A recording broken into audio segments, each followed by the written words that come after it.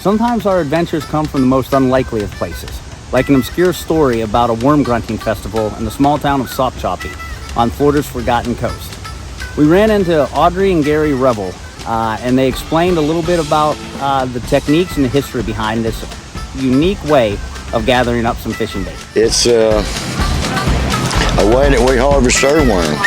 We use metal iron, a wooden stop, and it vibrates. When we drive it in the ground, it vibrates because the worms come up. This is the photo of the worms we get, and usually this happens early in the morning. And me and my wife Audrey here, we've been doing it for over 50 years probably. They'll start off with, they might be this size, big like this. But after you use it a few months, it'll wear down to this. It just sands it down, you know, and then we change over and get some more. We use mostly persimmon, and black gum is probably the best because it's so dense, so hard. It's hard to wear it down. It's really dense.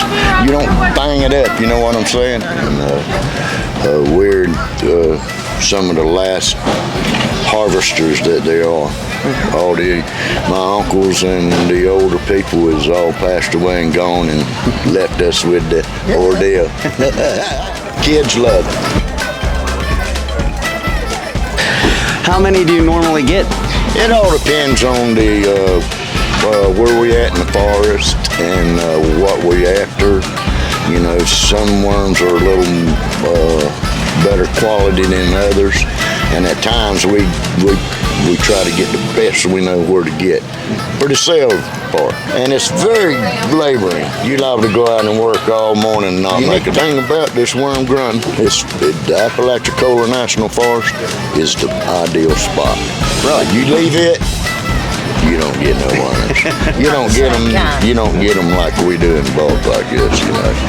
But us, we love it. We live in the forest, and we love it. We wouldn't do nothing else. We wouldn't think about trying anything else. And we don't hound 5 or 6, 4 or 5,000 cuts a week like we used to.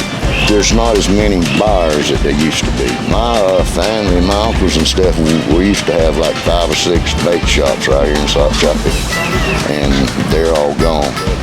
As long as we can hold it together, we are. You said you busted the myth. What is the myth then? You know, Darwin kind of had an idea that the turtles and the birds give off vibration. So this scientist, the guy here, this is one too here.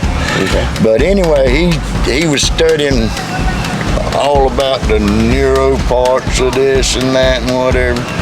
And when we seen what the worms did when we dropped the mole in there, he knew exactly then that that's what it was. It did have some, that the vibration I do mimics the mole, but it's at a higher, greater pitch and sound, you know what I'm saying? Right. And the mole might get 1 or 2 worms here with his vibrating and digging, but then I allow to get over 200 right here. I got that morning. One root, we call it a root. I made 1 root with my iron stop. He had 200 flags, and we all stuck the flags up where the worms was, but then there was more worms than there was flags. He blew away. He said, I never seen nothing like that in my life. He said, I ain't never read nothing I don't. He said, it's just magic to him. I said, it's magic to me, buddy. When I see him do that, that's nothing but magic. But we don't kill nothing in the forest. We don't. If it is, it's by an accident. But no, we don't. We love the forest. We chaperones of it, and we try to teach other people to be the same way. We in the wood. We live in the woods, and we work in the woods. And we eat lunch in the woods, and we never tire of it.